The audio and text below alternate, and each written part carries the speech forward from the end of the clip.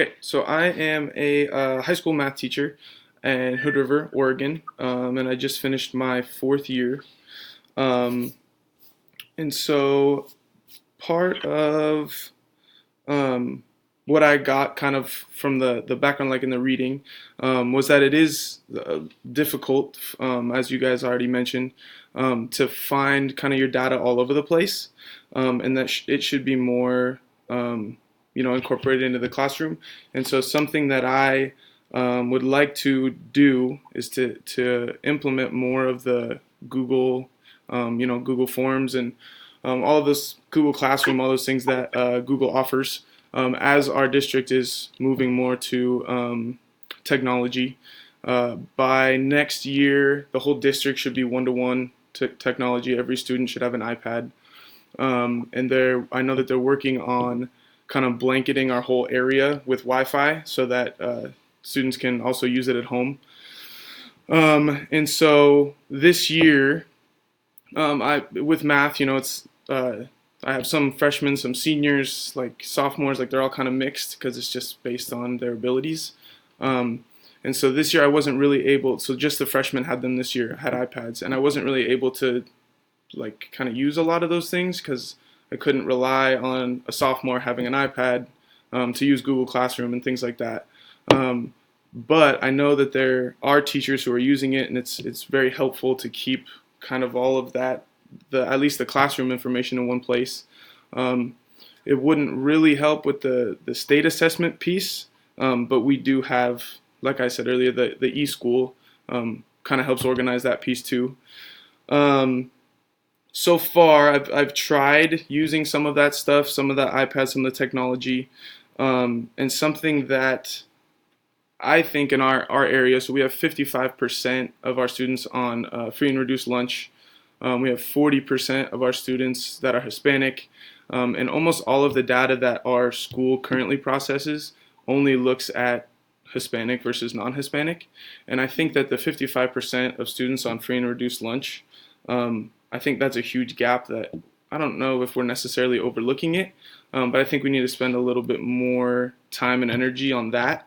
And I think once everybody has an iPad and they have the ability to use it at home, I think using some of those Google systems and breaking it down, the pivot tables I thought were really useful for that, and just kind of looking at things at different levels. Um, so that's kind of where I would like to go with my data processing. Um, and yeah, so do you guys have any questions? I would, Go ahead. go ahead. Sorry. Go ahead. I was just wondering, are the students going to be able to take the iPad home? Is that what you were saying? Yeah, so I don't think at the middle and elementary school levels they're able to. I think they have a homeroom where they keep them all. But yeah, at the high school level, they take them home. They're responsible for them. Okay, that's great. Hmm.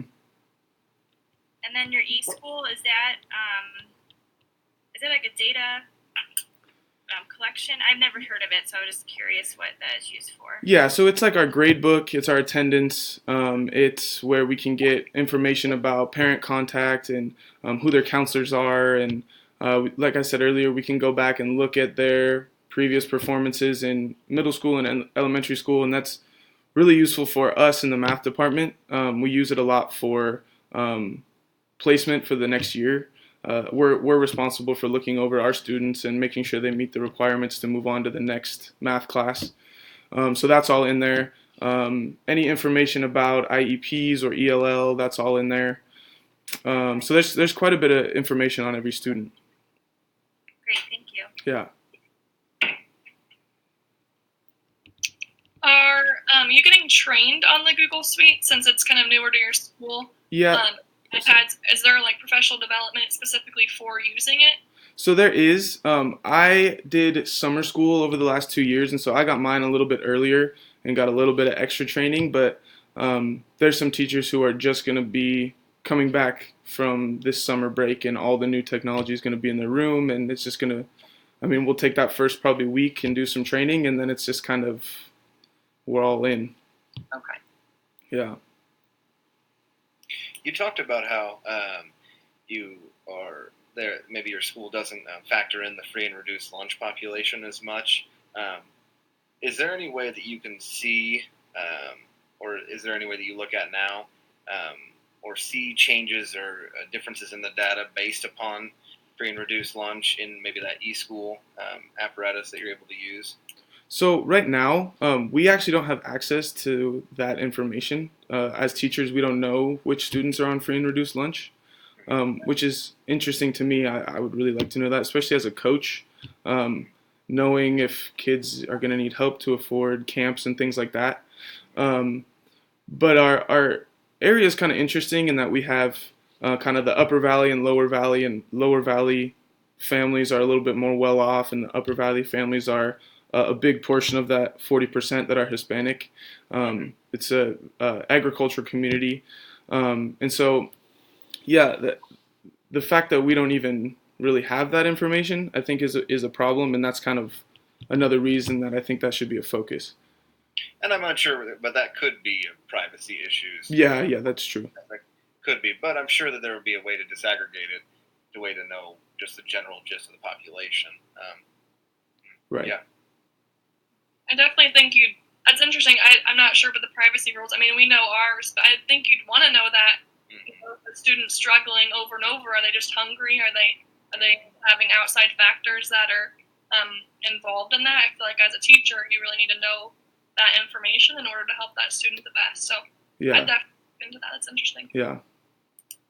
Absolutely. And if they are taking the iPads home, I know you talked about internet, but do they have access to the internet at home and different things, especially if you're going to start utilizing them to use the iPad once they get home for homework and such? Right. And yeah, and last I heard, the district was working on getting Wi-Fi that covers kind of our whole area so that students have that option. It probably wouldn't be great. I don't know if it would be able to work with a lot of the systems, but that's something they're thinking about.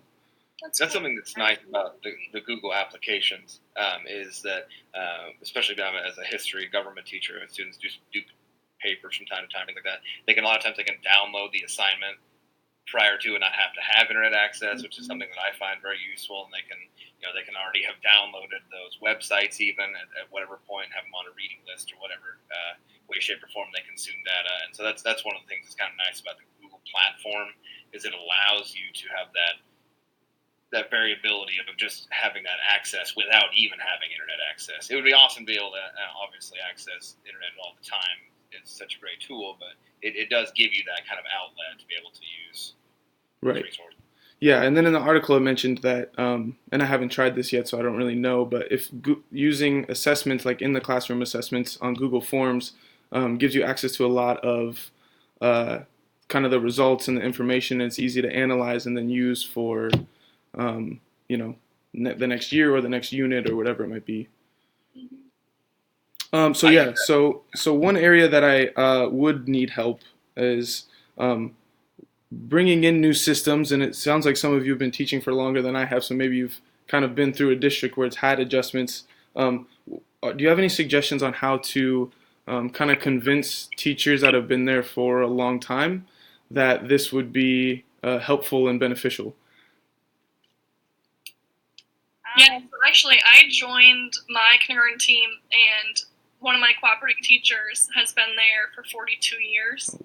And so she is kind of off put by technology, and she often comes to me for help. But honestly, if you just help, all she wants is help, and she feels bad going to people. And so if you just are welcoming and will put the time into helping them just explore it, and oftentimes you explain it once, just like you would your grandparent. You explain it once, and then let them go and practice it as well. Don't just tell them and expect them to know how to do it. I found that to be really helpful, and she's exploring it honestly more. She's wanting to get a MacBook when she leaves school, and so I think they want to learn. They just need someone to give them the time. And I think something. Sorry. Go ahead. I think something that is vital to making sure that they know is that how can it help your students? Sometimes it those top-down directives like, oh, you're going to use Google Classroom, you're going to do this, you're going to do this. We got to know why, and that's the things, especially as a teacher, students want to know why they're doing this. Why are we having to do this activity, or why in basketball practice are we doing this activity, or why are we doing this shooting drill? Those things are. They have to have a reason behind the madness, and that's one of the things that we have issues. I've said in one of my previous modules, we're kind of trending younger, but the gentleman I replaced in my school he had been teaching for 43 years, which is insane. And we have a couple of older teachers as well, but they're just finding the purpose and making sure that it does work, and it's not just one of those acronyms or catchphrases that's just a trend. It does work. It is efficient. It does help, and it will be a tool for your education. Right, I agree with Sarah and Nick. Both of you actually said some things I was going to say, but I remember when I first started teaching, I joined a team of 3 teachers that have been there over 30 years, all 3 of them, and then I was the newbie. And technology was kind of being rolled out in my district as well. I taught 4th grade at the time, so all 4th graders were getting one-to-one Chromebooks. We were getting 10 iPads in each classroom, and we were expected to utilize certain apps on the iPad and different things. So I think what Sarah was saying too, they want to know, but it's intimidating, especially if they're not used to even having an email account, back and forth conversation with people. And so I know for me, it just was a lot of explaining it over and over again and just being really patient. And also just kind of encouraging them, hey, why don't you try this today? This is what I'm doing, and kind of maybe demonstrating the lesson to them, and then having them try it out, and then kind of meet back and say, hey, what do you think? How do you think your students responded? Just kind of being there step by step of the way would be my suggestion. Awesome. Well, thank you. So I've actually been, I'm the youngest teacher at our school, and I went to school there, and so a lot of the teachers that I work with now were my teachers. And it's funny because I feel like I'm supposed to be the one that knows all the technology stuff, and I actually do that. I go and ask other teachers. But yeah, that's going to be very helpful. Just make sure that I know what I'm doing, and be willing to, take my time and be patient and help other people. So yeah, thank you. Anything else? Thank you. Awesome. Okay.